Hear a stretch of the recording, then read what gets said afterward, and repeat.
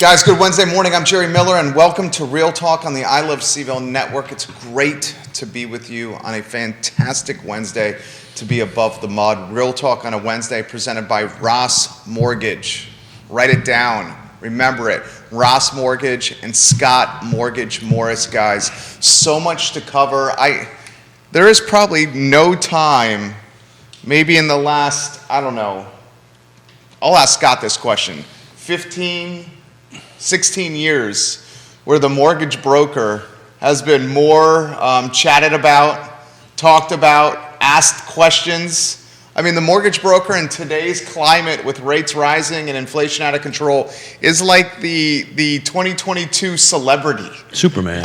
Seriously, the Superman is the mortgage broker here. Judah Wickhauer is our director. Let's go to the four-shot and let's welcome the panel of experts. Keith Smith, Scott Mortgage Morris, and our friend Kerry Griggs. And first, gentlemen, good morning. And Scott, 2022, your business, my friend, how many people you don't know, just stopping you on the corner and asking you questions left and right? Yeah, I mean, it's crazy. People, especially with CNBC's just running the 30-year average is above 5% now. Everybody, it's really more like, can you see the future? Yeah, I'm not liking that JetBlue stock change, by the way. JetBlue just bought, they're buying Spirit. So anytime the big company buys the little company, the big company goes down and the little Thank you. Mrs. Smiths will like the fact that that's happening. Yeah. Those companies are so weird. Well, here's your plane ticket's $50 and it'll be another $400 to check your bags. Right. But yeah, mortgage rates we got some Fed speak today, so it's always on a Wednesday when I come in, so I'm always super hesitant to say, like, all right, here's what I think's going to happen, because like one day I'm sitting there like watching the ticker, and I was like, it's so weird what the market's doing right now, because I expect it to be doing the opposite, and sure enough, by 2 o'clock after Jerome Powell spoke, everything reversed. But today, I think what we're seeing a big increase in the U.S. 10-year. We're seeing mortgage rates. There's going to be a bit of a negative reprice this morning to follow that. And I think the chair notes that we're going to get later today are basically going to be in line with them continuing their interest rate creep, and that the economy is super duper strong. And in the short term, I think that's going to be what we get. And along with what comes along with that is going to be higher mortgage rates. At some point, probably, it could be as early as, late winter, early spring, but I think it'll probably be closer to fall 2023. The government's going to go too far, and they're going to put their thumb on the scale, and a lot of what's out there now is going to get refinanced for a little while. There'll be another bite of that apple, and then they'll start creeping up again, or at least they'll level off at some point. But I think we've got a good stretch of 6 to 8 months of an increase in rates. Scott Mortgage Morris. Let's get Kerry in the mix. Dropping some fire. Kerry Griggs, guys, second rodeo this week. For those that didn't catch you on Monday, A, you were a standout. Thank you. B, I love the positivity and zest for life. C, I think you said you did 56 transactions last year. Yeah. As a one-man shop. Yep. That speaks for itself. And the gray hair. And the gray hair, yeah, that's a lot from that's from 56 transactions in a calendar year. That is legit. And 2 rambunctious boys that are just as much energetic as I am. Good Lord. Introduce yourself to everybody that's watching, and then we'll get Keith in the mix here. So, Kerry Griggs here with Keller Williams. I've been an agent full-time for 3 years. I did a year and a half part-time while I was a construction worker and kitchen bath designer. I play rugby here at the Charlottesville Men's Rugby Club. That's my passion. And then other than that, hanging out with my wife and my 2 kids. I love it. Keith Smith, my friend. I'm trying to think of a nickname for you. Oh, man. Right? That's the whole time we were talking about. We've got to come up with some sort of moniker. Kerry the Closer? Kerry the Closer. Right. There you go. I'll take that one. Kerry the Closer. That's Kerry a great the Closer. nickname. Like it. I'm going to remember that. Kerry the Closer, Ross Mortgage Morris, and Scott Mortgage Morris, and our good friend, the distinguished gentleman. So Keith Smith, you brought some data for us today that we're going to cover. I did. I don't want to kind of bore everybody with the crunching of the individual sheets and kind of lose it. But what I wanted to do is I wanted to take a quick look at, if mortgage rates are at 5%, 5%, right? And I'm buying a home I picked a home out at Lake Monticello that closed for $221,000. If I get a 5% mortgage and put 3% down, what does that compare to rentals? To make a long story, Did you say 221 or 321? 321. Sorry about that. Missed a 3 on that one. Thank you, sir. Where are you getting- 322 to be. 220 Good primary catch, Scott. Good catch. Big difference. The point I'm getting at is you're renting a similar house at Lake Monticello for roughly $2,050 a month, and your PI, TI, and I included insurance, taxes, and HOA fees out there is roughly $2,044. So you're on par at today's interest rates, right? We don't know where interest rates are going to go. And I also just took a look at it. If you just have a simple 3% year-over-year increase, if you hang on to that for 5 years, right, so your home increases 3% every year and you pay down your mortgage, you'll walk away with $64,000 in your pocket. Well, not to mention just that, but also outside of your homeowner's insurance and your property taxes, that's a fixed payment. Yeah. That rental payment is going to increase year over year. We're already seeing it. We were talking about off air before we went on, and get Kerry in the mix here. I see that in 5 years, an easy $500 to $750 a month extra for that same house. So I don't see a lot of this, and maybe you do, and maybe you don't see as much of it as, say, when you were in the team environment. But right now, it's more difficult for people to find a rental than it is assuming that they credit qualify for a house, even though whatever market conditions are for buyers, rentals are super tough. Is that your opinion? Yeah, I'm seeing the same thing. Those folks that decide to wait or the ones that come to you with 60 days before their lease is up and they want to try to buy a home, once we get into that process and they're not able to find that home or they're not ready to compete for that market yet, they're telling me that they are finding just as hard to find a rental property as they are to purchase a property, and I think that's going to be a big deciding factor as well. What if it's somebody who's got some dogs and cats on top of that? Oh, no. I mean, that one just makes it even more difficult for your renters, pet deposit, if they even allow pets to be in there with you.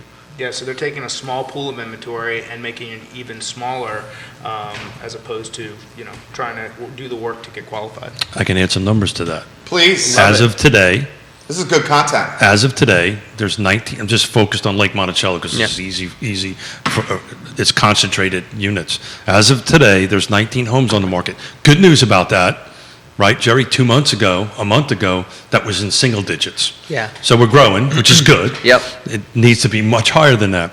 I actually reached out to Suzanne Reel with Ally Property Management, in her system. She manages my rental, your rental. She does. She's outstanding. There's only 5 rentals available at Lake Monticello. Yeah. So that's Out of 4,300 plus homes. And it's what's the rental percentage of Lake Monticello? It's big, isn't it? It's something like 18% or 20%? I don't know that number, but That's Mr. Lake Monticello over there, Yeah. mayor of Lake Monticello. no, don't do that to me. It's a substantial portion, though, isn't it? Yeah. It could be. That number I just don't want to throw out without knowing it. But these two numbers I know for sure. Okay. Out there, I know for sure I got 19 homes on the market to buy, all different price ranges, and I know there's only 5 based on the information I received. That's good content right there. So Erin King, welcome to the program. She's watching in Scottsville. Kevin Yancey, hello. If you guys want to participate in the show, offer your comments and commentary and questions in the feed, and I will relay them live on air here on Real Talk. So Kerry, walk us through what you're doing from a guidance standpoint when someone's in the back end of a lease Yep. and saying, should I buy, should I renew, what do I do? I always think buying is a better investment than renting.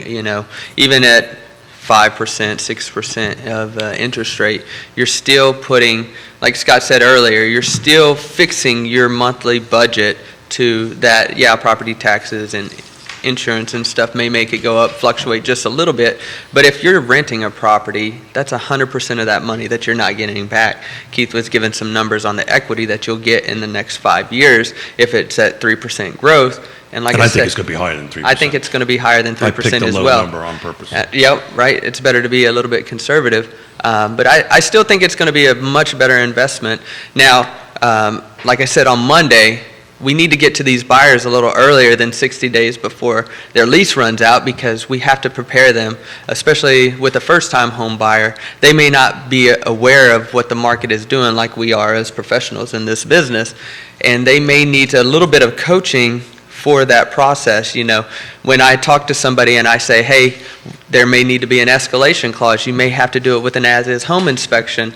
And so for them, they're just now entering into this market. They may not understand how competitive it can be. Not saying that you have to compete for every home, but I think as they're getting towards the tail end of that, we need to get to them just a little bit earlier. By the way, Well said. that's not just exclusive to folks that are in rent. I've got a resale that I'm working on right now, up in the 1 million range, that they're struggling trying to sell and finding a place to buy. And the runway that we need to have in front of this is way, it's 90 days. It's even more than that at this particular point. Absolutely. Applications, Scott, how they checking? Good. There is a ton of activity for people who are looking to purchase, which is, of course, driving the demand that we're seeing as far as the competitiveness in multiple offer situations. I've said this on Wednesday many, many times. That's the matrix I want to follow, right? How your loan applications are going. If they're starting to drop off drastically, I think we said off air, is the conversation about interest rates or something else that you guys are having? So when you start an initial conversation, I know interest rates are an initial conversation, but what else are we talking about other than interest rates? Does that make sense? Sure. One of my first series of questions is rip the Band-Aid off. Okay, what do you think rates are today? And where were you getting that information from? That helps address that situation on the spot versus, having somebody, well, I saw this online, or my neighbor said this, my brother said that.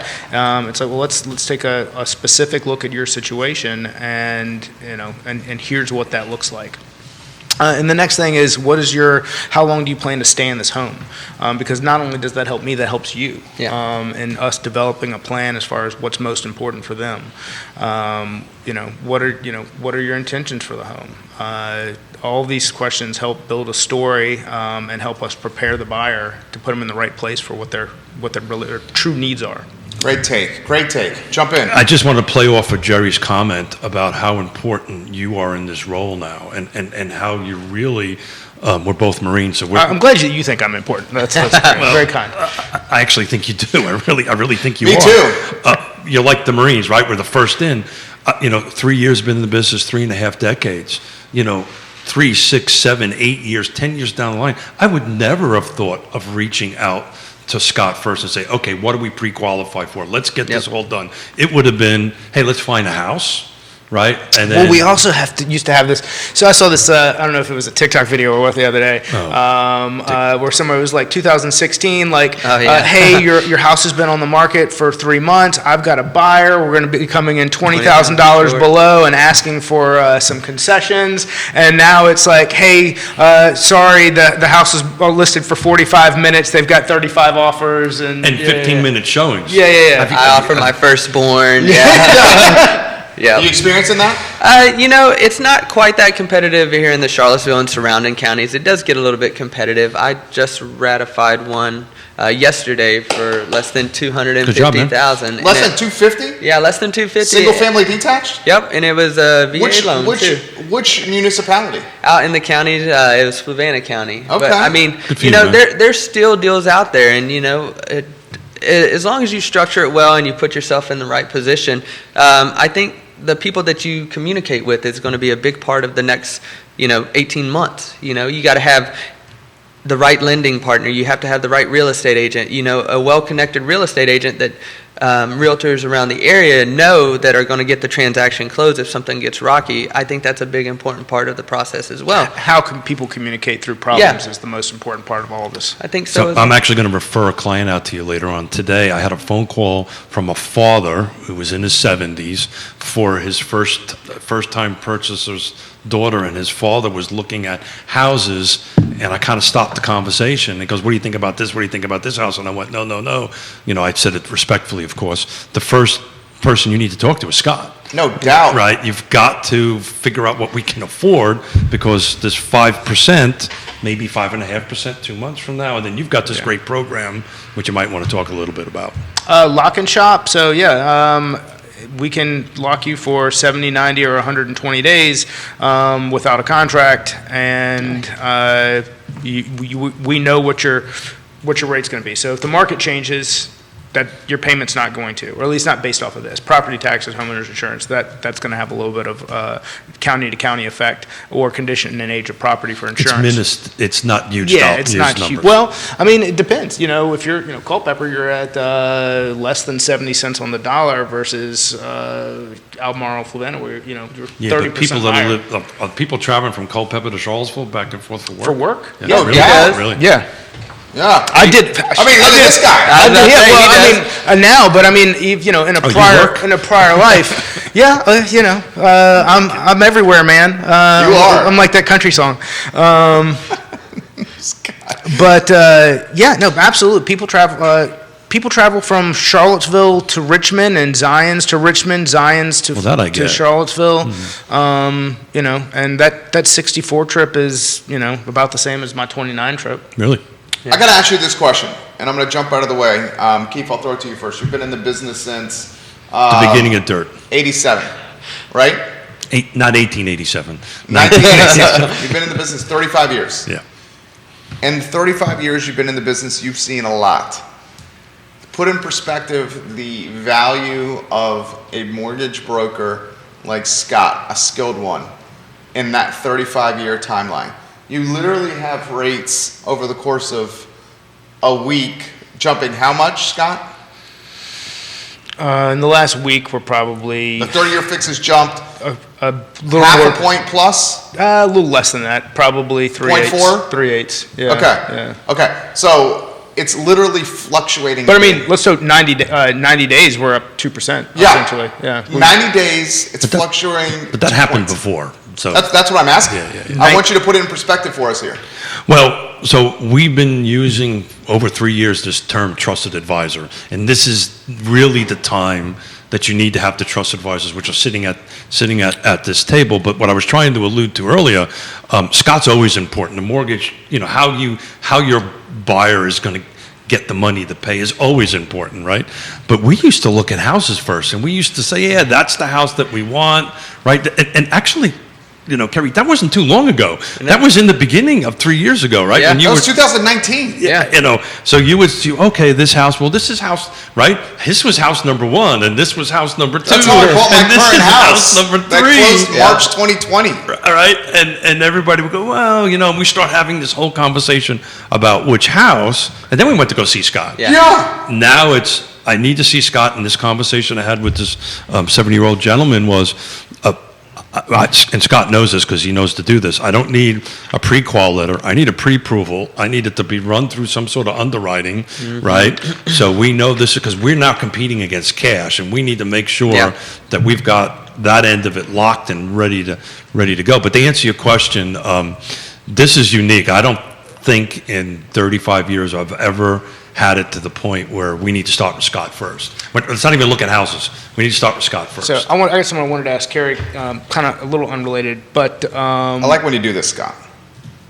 to what you were saying, loan commitment is very important. I actually have a program called a guaranteed pre-approval. We run findings, we go through underwriting, and can issue a letter along with our pre-approval saying if this doesn't close, we will pay the seller $1,000.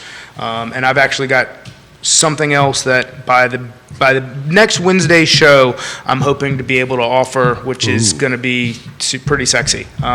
So we'll touch base on that. That's a hell of a tease right Sexy. there. Yeah, right. But all right, so with your construction remodel background, how much of that really helps you preparing a seller for getting their property ready to go to market, and how much of it does it help buyers in saying, hey, look, this might not be exactly what you love, but if we could make these little changes, here's what that would look like for you. Does that change your perception of the property?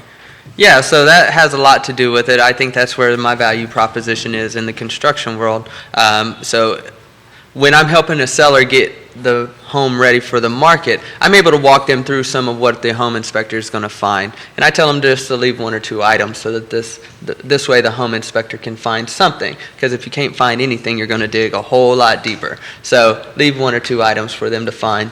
And then when I'm preparing for my buyers, I think being able to walk through it, and again, we know that inventory is a little low right now, so you got to get creative as an agent to try to help walk them through the process. And so when I'm able to talk to someone, anything prior to 2000, they had separated individual rooms. You had a living room, dining room, and nowadays people look for a more open concept, so we figure out whether it's a load-bearing wall or not, and can you open this up? Most of the times the answer is yes. You can just put a post and pillar in there, and then you can open up the floor plan, and I think that helps buyers see past what's just in front of them and how we can add equity to the home. Like Keith was saying, 3% equity. Well, if you really go bells and whistles on this thing, you can talk about a 5% return. Yeah, that's one of the things that I run into with appraisers frequently, and the difference between cost and value.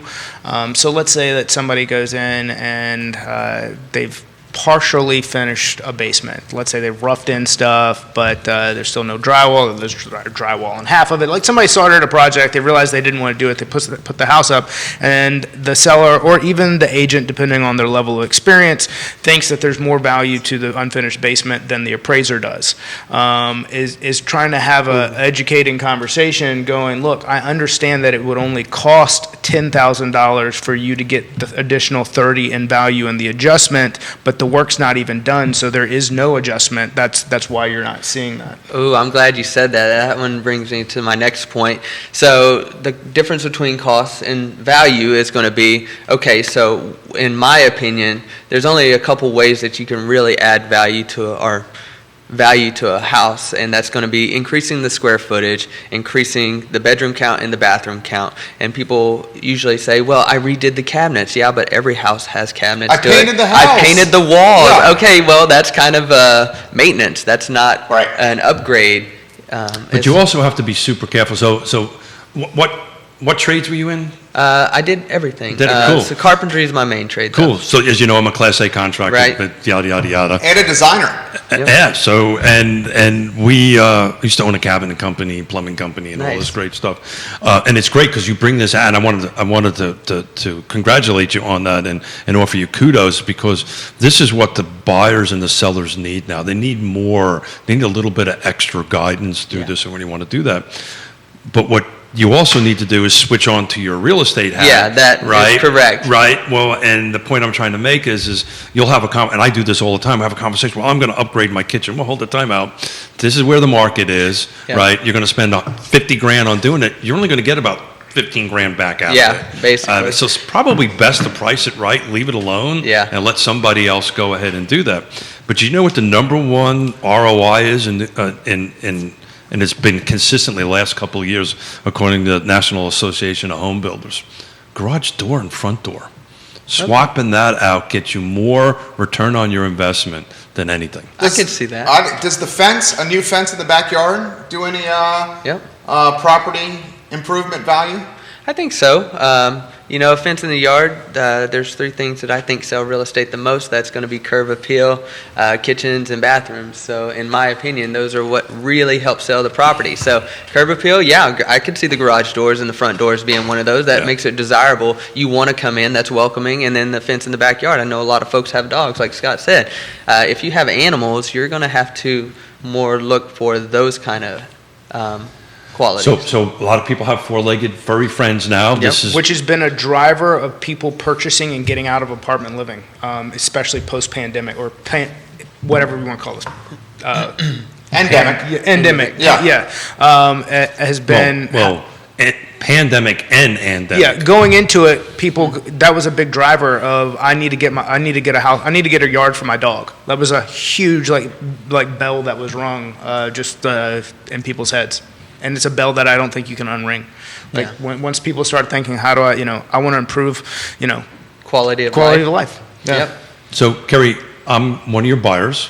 Mm-hmm. walk me through a showing. Tell me how you do a normal showing.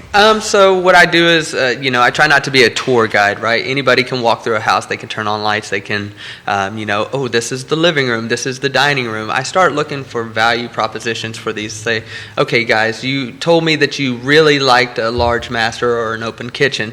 This has that, or maybe it doesn't have this. If we're walking through a house and I say, I know you like the large open kitchen, so we can take out this wall in the dining room if you like. Now understand that I am your realtor, not your contractor, but I'm just giving you friendly advice or, helpful advice as a professional in both trades. And Well, then, you can be the source of the source. You can Yeah. start moving folks in the right yeah, and I direction. just move them through the process, and then at the end of the showing, I ask, and I try to schedule multiple showings at a time because I'm trying to maximize the output for the least amount of input that Sure. I'm putting in there. So what I'm trying to do is get their opinions. There's going to be certain things that the buyers like and the things that the buyers don't like. So we're going to hyper focus in on some of those things that the buyers really, really want, that open kitchen floor plan, granite countertops, or a huge living room for family functions. And we're going to take away the items that they don't like. Say, hey, look, I wasn't a huge fan of the tiny master bathroom. Okay, well, let's talk about this. So on the next showing, I'm a little more experienced with those particular clients, and I say, hey, remember the house on 123 Main Street? You remember how you didn't like that it was Good so for you. small of a master bathroom? This is going to be very And similar. that does a second thing as well. It helps put them in the home, which is a mental, it's like, have your kids picked out rooms yet? It's a very important thing to making them help make a decision. Yep. So have you heard of the 7-second rule? Go I ahead. pick up food all the time. Bu- It's been in the home. Buyers make their decision within 7 seconds of walking in the door. Yeah. It's a proven psychological fact. So when they walk in, they make their decision within 7 seconds because all the 5 senses, In this market, they better make that decision within 1 second Yeah. negative 7 I seconds. know. Yeah, Well, that was what I was trying to lead before to. they wake up. Well, that's what I was trying to lead to because a lot of your work, at least on our end of it, is we're doing pre-showings Yeah. via digital and narrowing them down to, okay, these are the ones that we want to go see. So we're not, I get it, seeing a lot of homes, but, I had one 2 weekends ago. I had 15 minutes in the house. It's insane. Yeah, video helps a whole lot. I see agents now are starting to do a couple different things. I know I do them for my listings. I'll do a video and then a Matterport so that they can walk through it. That saves everybody time, and that it gets us through the process quicker. And that's what we're ultimately trying to do, is help them find the home of their dreams or the home that is going to be suited for their needs quicker. So I'll send that a day before we actually do any showings. Hey, because this gives me enough time to be courteous to the listing agent and say, hey, this house might not work for my buyers, so we're going to pass on this one. And I just try to save everybody a little bit of time. The video and Matterport, all that helps. And, just talking through the process with them. You told me that you don't want anything less than 1,500 square feet. This one's right at 1,400. Are you sure you want to go see this one? And it makes them mentally check themselves. But you and I know 100 square foot is Is nothing. It's nothing. Yeah. It's nothing if you think about it. And, that could be, a small little water closet in your bathroom and a couple extra closets. So you really have to dive down deep with your buyers, and you have to be a little more educated now than ever, in my opinion.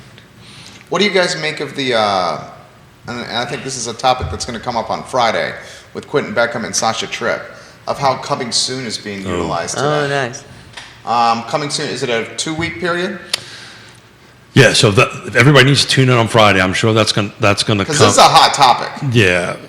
So Some are utilizing it very differently than others. In Correct. this footprint, coming soon. Correct. So the basic parameters of it.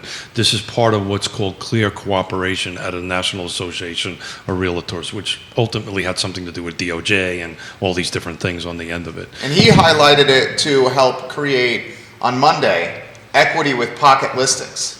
That's what you meant. Is memory right? That's what you talked about? Me and Rob talked about it a little bit, yeah. Yeah. Yeah, so let's just get the rules on the table for the moment. Please. Right? So the rules on the table from a NAR side of it, a National Association of Realtors side of it is that if I advertise Scott's house on the I Love Charlottesville Network Facebook page, within 24 hours of that, it needs to be in the MLS, so all agents can see that. NAR also gave concurrently the individual associations the right to add a little bit of time to it, right? They had to come up with different rules. So our rules are that once I put this on the I Love Charlottesville network for sale on the Facebook page, within 14 days it has to be open to the public. Yeah. In the listing, so only real estate agents can see that. You and I can see the public end of it, but the back end of it, only we can see that. It's not out in Zillow, it's not out in Trulia because it doesn't go through the IDX. Yeah. But it is on I Love Facebook. Charlottesville's Facebook page on that, or on Keith's Facebook page, or Kerry's Facebook page on that end of it. So in the listing, it has to say when it's going active that we see. Yeah. On that end of it. So here's what this is what the common person is seeing. You guys are the experts. Okay. And I hear this from my wife and her mom's chain of Social media is 82 moms. I think it's 82 moms. And they are sharing social media posts of houses and listings when they are not on the MLS. And it raises an issue, guys, and Kerry, and the issue is I put it on the MLS. It's only agents can see it's open 12 days from now. I see it on the I Love Charlottesville, or this Facebook group, or my thing, and first thing I do is I get a phone call. I'm going to go see it. Now I have to explain. I'm sorry, we can't go see that home until such and such a date. And the answer is, well, hold it. It's on Facebook. Right. So Yeah. it becomes a education process. But buyers are getting prepped on the listing. Potential buyers. Correct. Yeah. So So I guess that comes into what's the most effective timeline for it to be up there, because 2 weeks may not be the ticket if you're the agent doing it. That's an eternity. Yeah, because if you've got somebody who's like, well, great, that's in 2 weeks. We're going to go see these 3 houses this weekend. It may not actually hit. We just did one like this, right? Because it's the rules. We can do it. It's representing a seller, right? We're trying to get the most exposure for our seller. I had 3 days booked, all from Northern Virginia agents, because they're seeing it on Facebook. Yep. Right? I'm getting phone I have calls. clients call me and say, hey, what about this one, for stuff that's, before it ever comes on. Right. So I've got mixed emotions and mixed feelings about this. Me too. What are your thoughts, Kerry? So, And like Keith said, we'll make sure we stay out of trouble. Like Keith said, I got mixed opinions about it because one, it does get a lot of exposure, so it's great for the sellers. It's it creates more competitions for your buyers, but again, if you're getting plenty of notice for that, you can have someone like Scott run the numbers for you, get everything in order so you're pre-approved and not just Absolutely. pre-qualified. So there's pros and cons to it. I think it's a great tool for the seller side of things, and again, But is it really? It puts a lot of pressure on the seller. yeah, typically when I have something like that and I'm advertising out that far, I'm going to tell my sellers to leave for a weekend, go get a little vacation, 2-3 day vacations, come back on Monday, we're going to review offers. And how many sellers do that?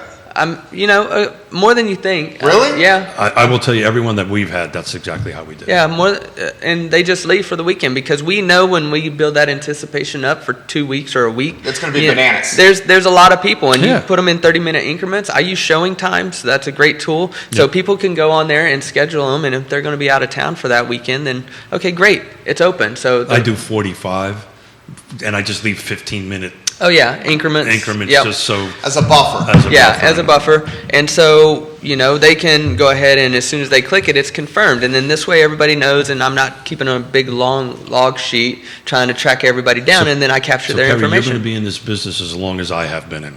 Yep, that's the plan. Eventually, this pendulum is going to swing, right? Yeah. And this whole relational, emotional thing is eventually going to see. I'm really curious how this coming soon is going to work when it becomes a buyer's market. Yeah. Because eventually it's going to happen. Right. The when is the $64,000 question on that end of it, but eventually it's going to happen. Yeah. I don't think it's going to happen for a long time because there's just not enough inventory Right. being produced on the end of it. But it's an interesting tool. What's the con? What's the con? You said there were pros and cons. What's the con? Scott, what's the con here? You get working with a guy like Scott. He looks at what the property is going to be listed at and helps you get qualified to purchase. The seller gets ridiculous demand. Yeah. What's the con? So my concern is our ethical, fiduciary, and professional obligation to the public, right? So the question of, well, hold it, why can't I go? It's on the market, it's in Facebook, right?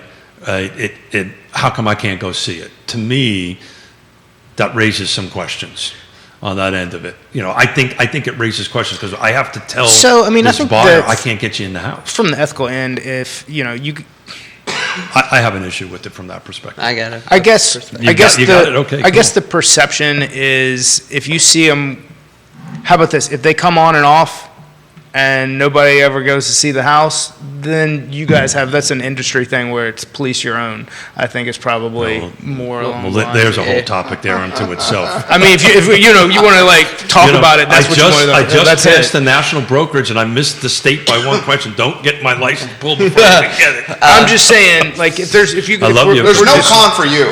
Yeah, for me, it's So Yeah, from your world there isn't. I know what There's you no guys- con for my world. Yeah, but I know what you guys aren't saying, and that's probably it. It just I'm becomes. trying to get them to say what they're not saying. Yeah, so. Kerry Griggs, that's what I'm here for. That's what I'm Jump trying in. to do here. For the sellers, for the buyer side, obviously there's more competition, so that's a con for the buyer side. For the seller side, if you're marketing that far out, the people that are seeing it on Facebook and some of these other, media sites, they're not always going to wait on your agent. So they could be having a ton of drive-bys in a neighborhood cul-de-sac. They could be having door knockers saying, hey, I noticed that your house is coming to the market. Can we take a look at it? Not everybody's working with an agent. So I think that Well, could that's be interesting. a con. I'm working on one right now that was exactly like that, and got themselves in a bunch of. You're talking to Fizbo. It's exactly went that way. I've been thinking about putting the house on the market. Next door neighbor went in, Fizbo, and I got in the middle of it because I was asked to what it, because it was really screwed up. And to the seller's disadvantage by a huge amount, because it was a Northern Virginia agent that came down into our marketplace, and we're in the process of helping this client out and helping him get it closed. Yeah. On that end of it, I just if the intent of this was to do clear cooperation, to get this out to everybody, I think there's a little bit of a hiccup here that needs to get fixed. And Yeah, how do you when fix that? Shortening the window? The When 2 it's weeks? going live? Oh, I Make mean, it 5 days? I'll go on public record for this. I've never been in favor of the 2 weeks. 2 weeks is way too long. Yeah. Way too long. Yeah. To me, I would have matched the NAR thing. You got 24 hours to pump it out on Jerry's network, and then it needs to be in the MLS out to the public. Kerry Griggs. I think 48 hours would probably 48 be hours, pretty something. sufficient. 2 weeks is 2 crazy. weeks is a long time. That's That's you get a whole weekend in there Yeah. where people are off work and they can just continuously drive I think, by. though, if we look at it closely, not too many people are doing the 2 weeks. I yeah. think a lot of people are doing the 5 days. Depends on the 5 price days. point. Yeah. Depends on the price point. Yeah. Again, and so Higher price points, I'm seeing 2 week promo. yeah, I would much rather see 48 hours in there, and this way it builds enough anticipation for Or people to get in. or there's some requirement, and I'm spitballing here, that in the post it has to be very clearly delineated. Don't drive by. Yeah. Well, Or you can going drive by, you live can't on stop. Friday. That's exactly right. There has to be, and there has to be some. But look, let's face it. People aren't going to read. They see the pretty picture. That's They right. see the house, and they start making phone calls. Hey, Kerry, this house just came on coming soon. Yeah. Well, how about Scott Morris? How many homes have you seen come across your desk where the seller, or excuse me, the buyer or the buyer's representation is saying, dude, this is coming soon. We want this. See if we can qualify for this. Can we do it? Can we do it? Oh yeah, so typically that more so with my pre-approvals of going, hey, does this work? Especially if it's in a neighborhood with an HOA, and that's one of the things that we coach to and talk about in the beginning is, hey, if you see something, let me know what it is, and we'll talk about the payments. And if depending on how dialed in the individual is at looking at this stuff, I'll get, before the agent even knows about it, like, hey, does this work? And it's quoted, it's like, yeah, here's what we're looking at. But again, can't lock until you're under contract. Well, if we have, this is prior to lock and shop, so this is what we could adjust for, but these are all things that we talk about. Can we pivot to new construction? Oh, absolutely. Ooh, I like new construction. I know you do. That's the reason I'm bringing it up. You do a lot of it, right? Yeah. So talk a little bit about new construction from your perspective, and then I've got some quarter-over-quarter stats to share with you.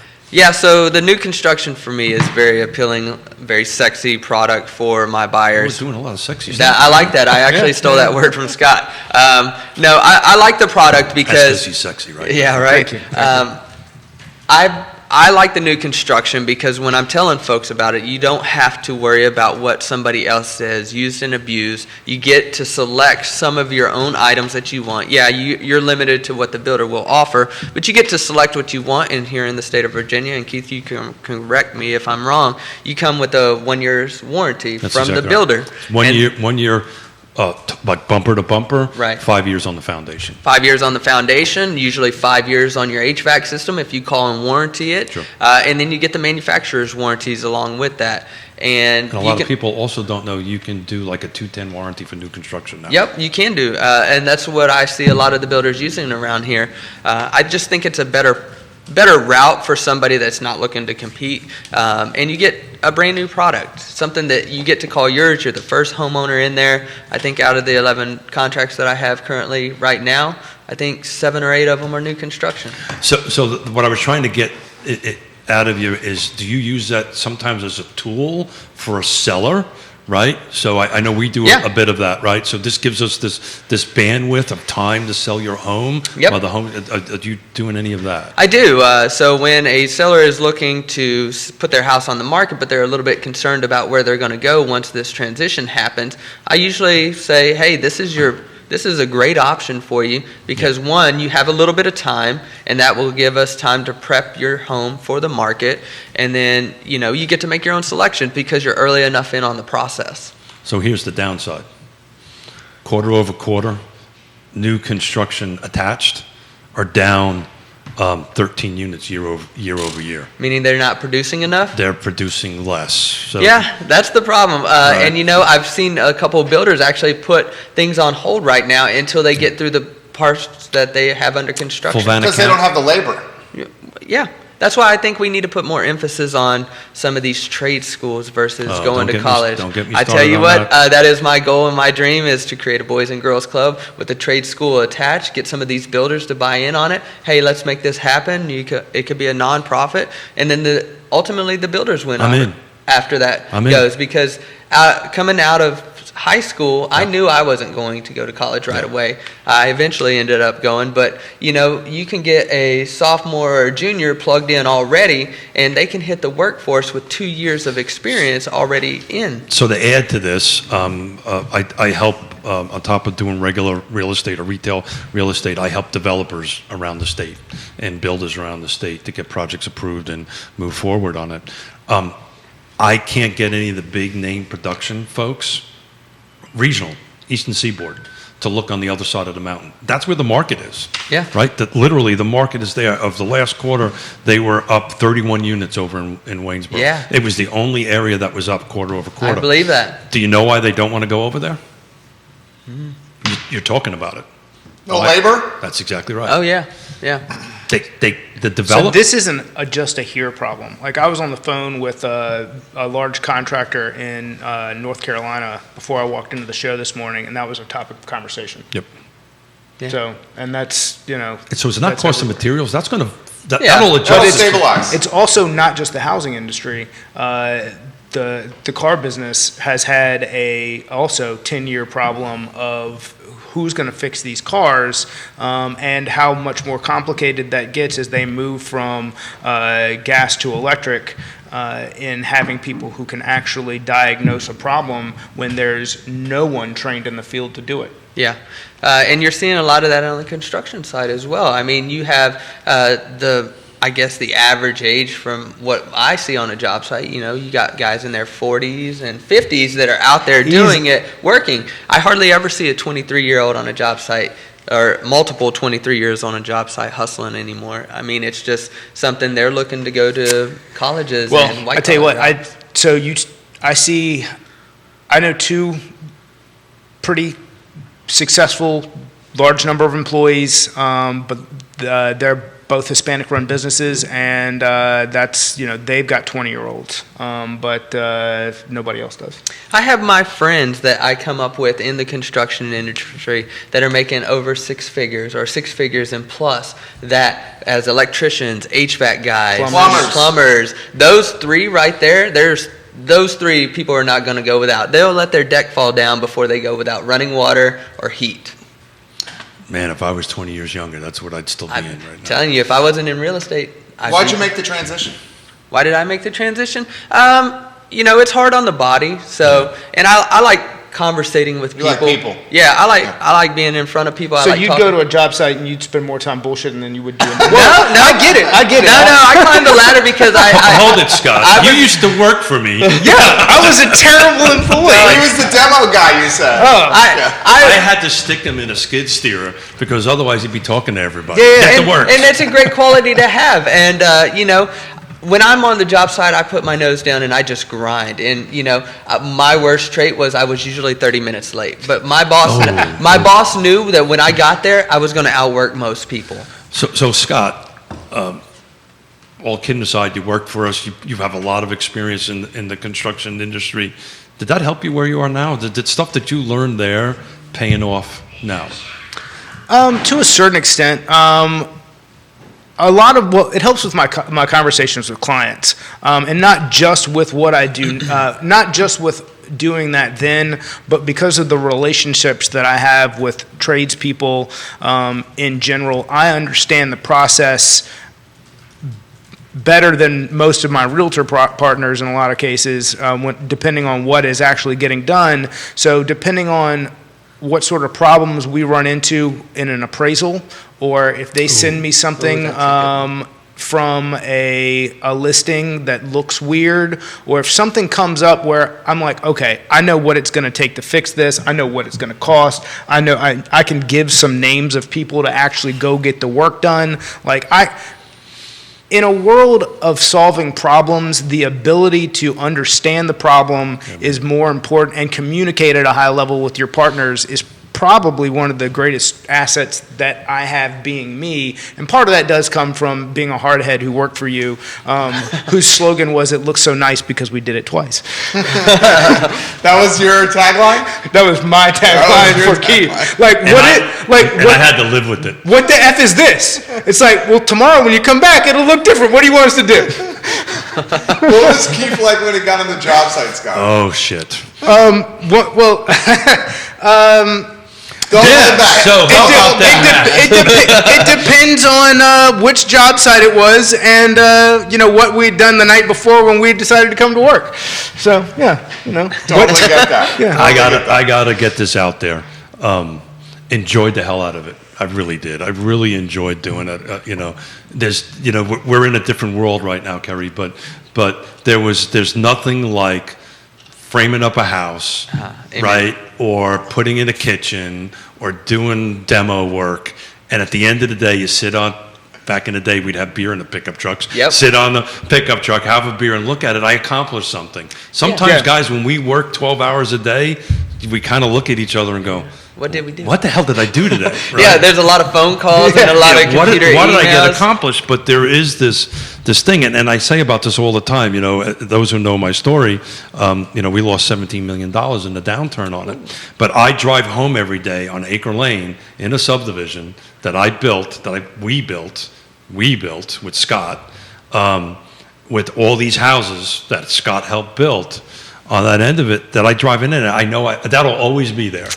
And there's a feeling for that at the end of the day when you drive back and you drive through it. It's hard to explain. It's rewarding. I still throw on my tool belt from time to time. I saw that on your just post. Because I have to do it. It's what keeps me humble, and it reminds me of where I come from. Yonna's sold all my stuff, so you're not allowed to do this. Every time I go to Lowe's, my wife tells me I can't bring home more tools. She's like, you don't need another table. So I'm like, well, you never know. I could. That's right. So she keeps me humble as well. But agree, there's something super satisfying I still get from building something. Yeah, at the end of the day, you do something. But back to the 6 figures, though, right? Yeah. I mean, that's a real thing, and I'm and please get engaged. I will help you any way I can with my. That's great. I'm a Volahawk. I will do whatever I can. Awesome. This has been something Jerry and I have been talking about for a long time. Oh, that's great to know that I have support on that one. 56 transactions last year for you. Yeah. What did that feel like? How'd you go about doing it? And what's the advice you offer to the agents watching this show right now? Some of them I'm seeing as agents that are in the mix literally in 2022. Yeah. Like getting in right now into a new career. You just, somebody told me when I first started in this business that, you're not going to see a whole lot of movement in the beginning, but you have to stay consistent. So if you stay consistent and you keep doing the things over and over and over again, you're going to get small traction, and celebrate all the little wins too. It doesn't always have to be a home run or a grand slam for you to celebrate.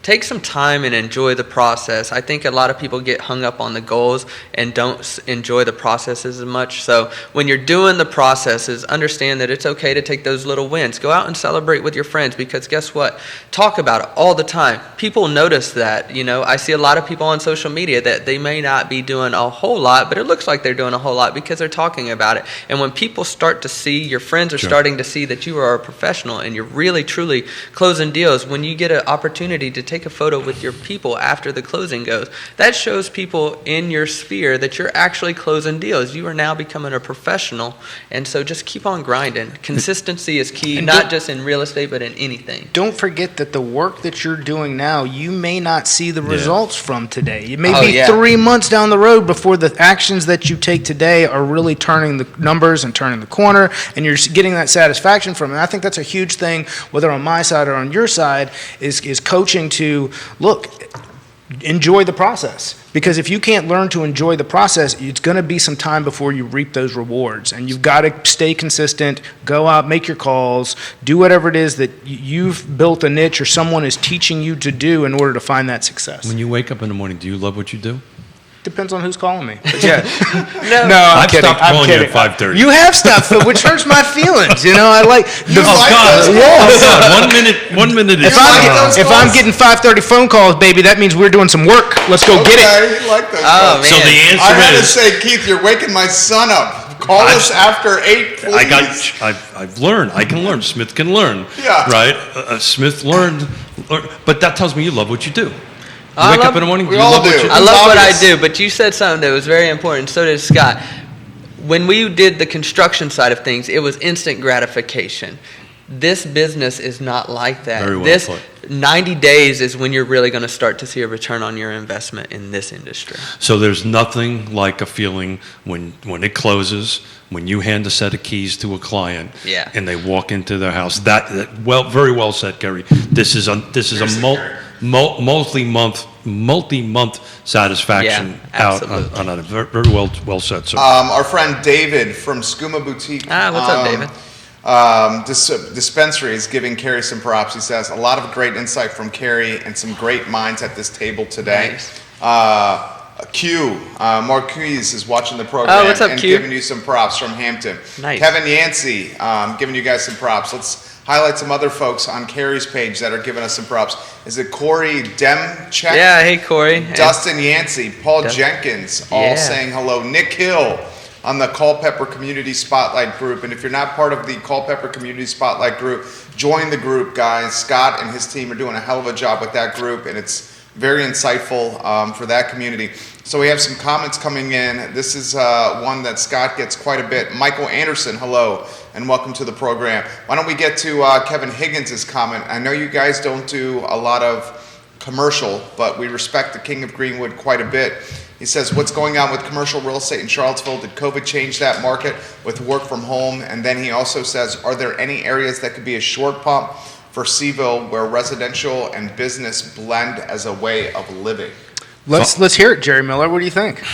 Commercial? Yeah. Yes, my commercial is strong. We have a roster of 24 tenants, 23 are commercial, and we have a waiting list. We are in the executive office space game, so when commercial is pinched due to the economy, oftentimes demand comes down the pyramid, and when you're offering one-year leases and more manageable price points, that part of the pyramid gets momentum and tailwinds.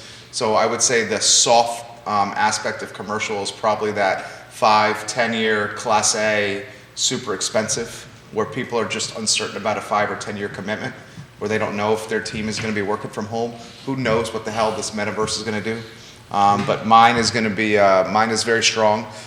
Gentlemen, for you guys, short pump, it's kind of that work, live, play. You're going to see that happen. Stonefield is trying to do that. Yeah. Any possibility of doing that around Central Virginia? Yeah. Well, it would need to be near 64, wherever it's going to be. So Pantops and Zion's Crossroads, I think, are your two most likely, There's a substantial way to mirror the short pump model. There's a substantial piece of property just came on the market, closed. So I do a fair amount of commercial in Zion's Crossroads that is perfectly designed, assuming we can get through all the rezoning for the short pump concept out there. Yeah. It's literally right at the intersection. I think it'd be great. I would love to see more of that, honestly. But Jerry's spot on. Class A is soft. Yeah. Right. So we're to answer that question in great depth. I do enough commercial to be dangerous in it. I do about 8 or 9 million a year on it. But we're going to bring some experts in here for that on a Monday show. Kevin Yancey says Waynesboro, Fishersville, and Stanton are screaming for this. Oh yeah. Type of live, work, play scenario. Stonefield literally is trying to create that now. Jamie Turner is saying Scott is always repping the pep, baby. Every Wednesday. Thank you, He Jamie. loves to see Scott Morris repping the pep. Jamie Turner, the mayor of Gordonsville, now in a spectacular home in Culpeper with his beautiful better half. Jamie, April 14th, come on down to Raven's Nest. We're going to be doing a little happy hour and B&I for all the businesses that we're getting involved with Community Spotlight. You're welcome to come by, have a drink with us. Awesome. You're doing that? Yeah. That's great. Yeah, I think that's going to kill it for you. Dude, if you guys haven't realized, Scott is just a champion and ambassador of his home. And I respect that. Because you are giving so much of your time and effort to champion businesses in the community. I know what that's like firsthand. Yeah, today we're doing a great interview with an awesome little, like a boutique pottery plant nursery business called Botanical Dwellings. They're right there on Main Street in Culpeper. Awesome owner, female small business owner, just great community advocate as well. She's actually partnering with Kat from Wild Lines, who we've recently done an interview for. She does a lot of children's art, but they're doing a joint feature where I think it's paint a pot. So you get a pot from Botanical Dwellings, and you do the paint thing with Kat from Wild Lines. So just awesome event. So it's something and it gets people out, something to do as well. And if you're in that downtown area, swing by Grill 309 right across the street, grab a beer, experience the Culpeper downtown area. It's a really unique community. Colleague in the business, Emily Coulter, giving you some props right now. Hey. Thank you, Emily. Denise Ramey, hello. Hey, enjoy Denise. working with you, Denise. Welcome to the program. Kayla Cole Scott, hello. Welcome to the program.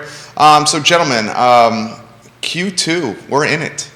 I mean, the first quarter's flown by. Yeah. April, we're a week in already. Hard to believe, huh? I mean, dude, it's humming. Where are we going to go, gentlemen? Open-ended question, anywhere you want to go. Keith, jump in here. Yeah, so I'm going to change the gears a little bit and kind of do a little bit of tease for later on in the month. But I've been doing some conversations with the local jurisdictions about where they're going to be ending up with their tax rate and their budgets, and I've been involved in that a little bit. So I had a great conversation. We're going to have Tony O'Brien and Chris Fairchild come in on the 22nd.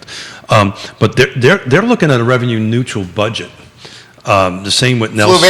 Flavanna. Same with Nelson and the same with Louisa. Not Charlottesville. Not Charlottesville and not Albemarle County. And the reason I bring that up is back to what we were talking about mortgage rates. So some of these counties that are going to stay revenue neutral. So in other words, if I'm paying $2,000 in this year's tax or last year's tax, I'm going to pay the same going forward. That's going to kind of help a little bit on the monthly payment end of it. on the end of it. So these other jurisdictions are going to get even more looks at it because they're going to be a little bit more stable as interest rates go up a little bit to keep that monthly payment a little bit stabilized. But I was a little surprised about Fluvanna County. I think they're actually not even doing a tax increase, a cent increase on that end. That's fantastic. Yeah. We should highlight this, and we try to highlight this. Kerry and Scott, jump in. The assessments are skyrocketed, and now we got city talking. Thank God they're off the 10-cent ledge for the real estate tax rate increase. Now that they're at the couple cent ledge, because they realized that there was a windfall of revenue when the assessments went up. I don't know why they didn't realize this in the beginning of budget season, but they're realizing now that there's a windfall of revenue when the assessments went up. They're raising the meals tax 0.5%. So why don't we talk about the impact of the even a couple cent tax rate increase can have on a municipality, a jurisdiction, and what you guys do for a living? So from a buyer standpoint, and we've talked about this before, it's really a question of, so when they're looking county to county, where do you find your affordability, and how does that tax assessment affect your ability to qualify? So if you're in a county where it's 68 cents on the dollar versus 103, what does that number look like? And that's in cash, and that's that's a pretty significant swing. We're talking on a 200,000. Well, let's just say where you're $100,000 property, you're $680 or $1,300 on 200,000 or $1,800 on 3, whereas if you're in a dollar plus, you're $3,000 more. So that's a couple $100 or $100 plus per month in payment and difference just between counties in tax alone.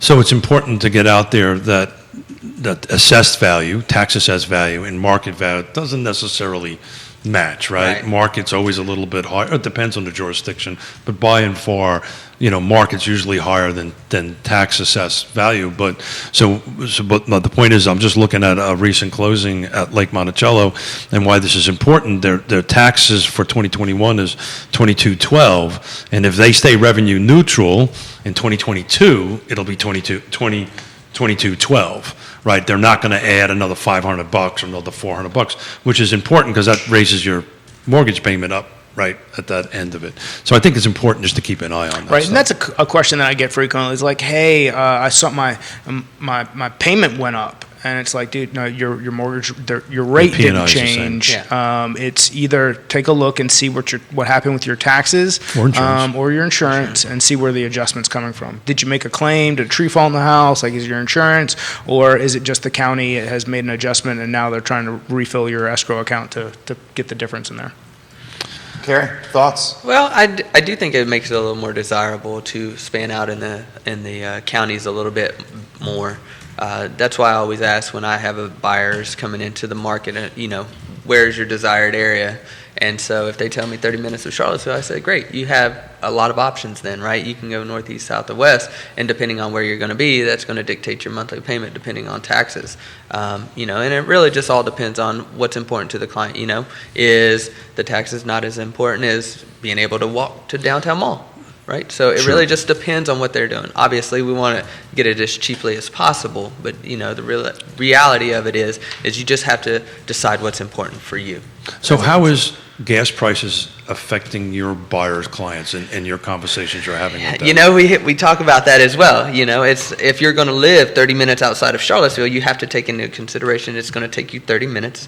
That's an hour drive out of your daily. What can you be doing with that hour? And then the second one is going to be, you're going to have to budget a little more for gas as the gas price is going up. I think, there's ups and downs to that. If you're looking at a 5-year period, you can kind of expect that it's going to plateau at some point. We hope. The timeline's long enough. Everything's everything kind of. Why are you guys looking at me when you said that? No, because I say it all the time. We're talking about everything's transitory if the timeline's long enough. I knew he was going that way. Scott Morris, I'm getting to know you quite well here from the weekly time we spend together. Gentlemen, this is great. You guys are great, dude. Yeah. I mean, you're so relaxed, Kerry, for your second time. Yeah, that's the first time I was a little nervous. I was like, all right. Second time it's get easier. It's great when you have a good panel too. I mean, like you said in the beginning of the show, it's kind of like you're just hanging out with friends. Yeah, there you go. Just hanging out, having a cup of coffee, talking what we were passionate about. So Kerry the closer. That's it. That's what we're calling Kerry, I'll it. take that one. Kerry the closer. Let's hope I live up to that one. Dude, he said, and I liked his swagger on Monday. I think he closed by saying this. I'm going to put in the work, and I'm going to take over this market. Yeah, I mean, he said that. I'm coming for everything, and Good for you. I'm a ambitious and optimistic person, and that's ultimately what I want. I want to, when names are being mentioned of the best real estate agents in the area, I want my name to be in there. Well, you're working. Respect. You're working your way up there, brother. Trying. But just a little humbleness is always a good thing. Amen. That's why I put on the tool belt. There you go. and I appreciated that when I saw that. So you're writing your business plan, right? We had an offline conversation about that. Are you projecting less sales, more sales this year, more volume, more sales less for volume? this year. How many have you done through Q1? I think I'm right at 10. 10, so 4 quarters, you're trending to 40. Yeah, but So far? and But yeah, higher purchase But how price. many of them are new construction that are closing in next year? 8. So All right, yeah, so that's an important distinction, right? yeah, my numbers are a little bit skewed right now. I'm still projecting with what I have under contract and closed so far. I'm still projecting out to be about 60 to 65. Good for you, man. Yeah, so I'm really going to start grinding. I'm building a team, so I had to step back a little bit. I'm building a team. I had to put together a business plan for the future of my team, Good for and you. then also getting my broker's license. So I knew this month was going to be a little bit slow, or first quarter was going to be a little bit slow. But again, it's not gonna affect how hard I grind. How risky was it for you to get to put on a payroll an assistant and a transaction coordinator? Because that's a big step. It didn't. You know what? I look at it as a long-term investment. They're going to ultimately you. help me where I'm needing to go. And last year, like I said, I did 56 by myself. And I'm hoping that with having those 2 people in place, and they're great. They've been doing wonderful so far. And they've really freed up my time to focus in on some of the other things I need to do. So every one of us That you was like to do. Like to do. every one of us was in the construction industry and trade at one point in time. It just you can't build a house with one person. No, you can't. Right, and in our field, we learned to delegate, Yeah. and we realized very quickly that we need other folks to help us get it done because you may be a great carpenter, but not such a good drywall guy Yeah, person, right? exactly. And So I only get asked to paint things once. I'm still wondering. about, Drywall is a skill. yeah, it is. Dude, that's a legit skill. You try doing some drywall, and then you're like, oh, I can do this, and you're like, good God, I cannot do this. You know what bothers me the most about like the drywall and the painting and stuff is everybody and their mother and brother can point out a bad job, but no one ever comments on the great jobs. It just kind of gets overlooked. And So that's something that I always built my 3.5 decades of doing this, right? We joke around a little bit, and I do this even with Jerry and everybody.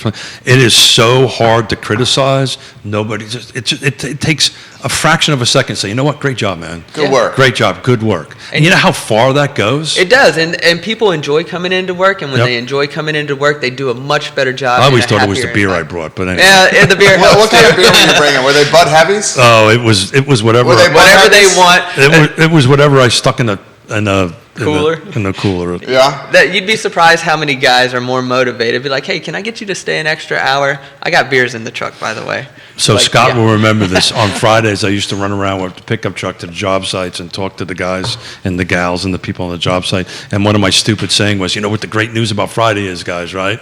You only got 2 more days to work this week. And then they would throw 2 hammers at me. Well, they were working Saturday, Sunday? Yeah, we had to do it. We had Do to what do you it. got to do. Since they used to do things twice, I had to make up some more. That's time. right. That's right. Some final thoughts, gentlemen. Scott Morris, show is yours.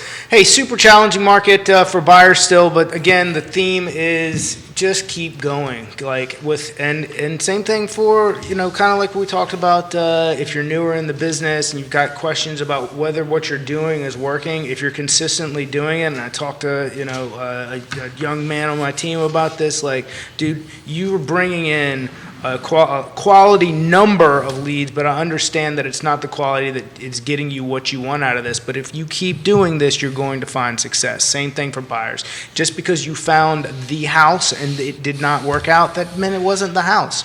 Keep going after it. Keep getting it. Talk to your trusted advisors, work with your local partners. If you've got problems that come up in a transaction, these are the people who are going to support you and support each other. That's who you want to be working with and working around.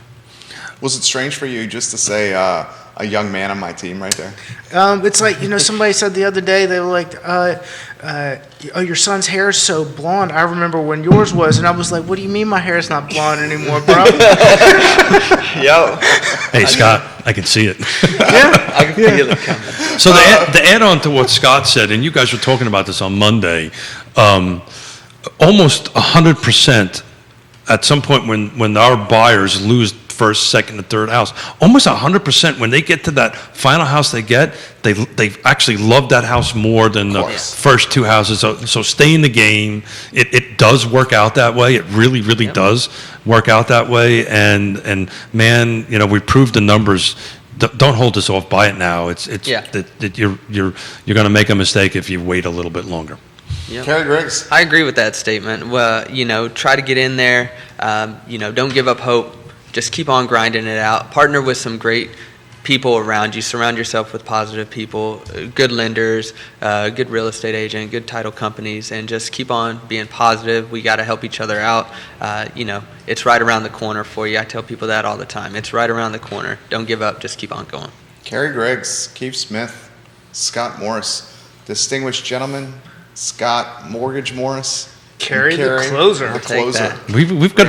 I see more roundtables of this happening. Yeah. Dude's got skills. Can I make a shout out? I had a buddy of mine bust my chops yesterday on the rugby field. He said, you never called me out, even though I mentioned you on Facebook. So I just want to give a shout out to Ross Condry and Connor Spears. Yep. Fantastic. No shout out for the better half? Oh, absolutely. To my wife, Amanda Griggs, and my two kids, Jackson and Mason. Like, I love really? you. Yeah. Hey, I got you. No, I love her. She's a great person. Kerry. Judah Whitcower, our director. Guys, Real Talk on a Wednesday presented by Ross Mortgage. Scott, a trusted advisor, guys. The I Love Seville show is up in 1 hour. And we will tell the story of Greenberry's Coffee and how you can be an investor in this business as they are selling and offering stock options for the community. So that story coming up in 1 hour on the I Love Seville Network. Take care, guys. Awesome. Hold on. Thank you, guys.